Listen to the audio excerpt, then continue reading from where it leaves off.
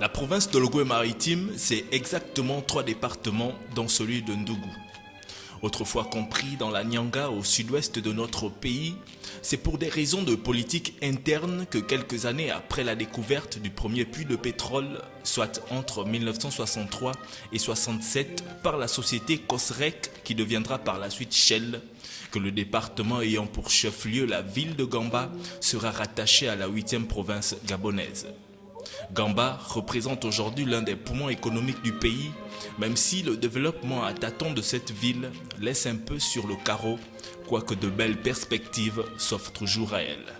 Gamba est une ville à forte potentialité, qui nécessite que l'on se penche effectivement sur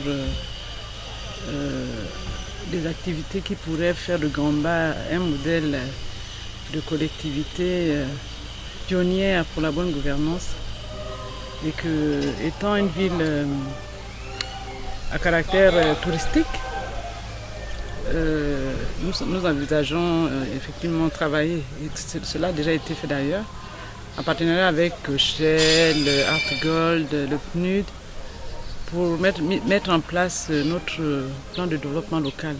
Gamba se situe au sud de la lagune d'Ougou et tire son nom du Lumbu Ngamb qui signifie brouillard.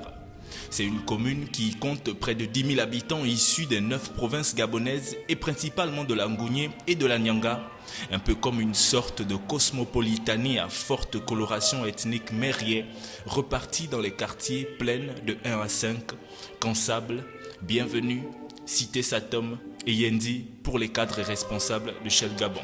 C'est une population bigarrée. Nous sommes au confluent de plusieurs provinces, ce qui fait que la ville de Gamba est une ville cosmopolite. Ce qui est un avantage et un atout, parce que les uns et les autres apportent aux populations de Gamba cette fraîcheur qui fait que les populations se régénèrent longtemps.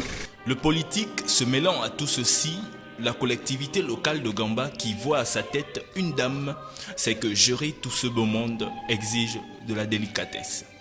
Il faut faire preuve de beaucoup de doigté, beaucoup de diplomatie pour pouvoir mettre ensemble toutes ces personnes. Voilà.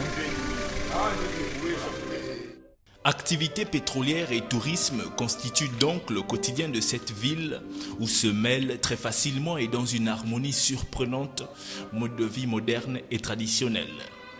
Certaines langues lui confèrent le critère de ville hautement mystérieuse du fait de certaines anecdotes et de certaines légendes, chose qui n'est pas forcément bien loin de la réalité.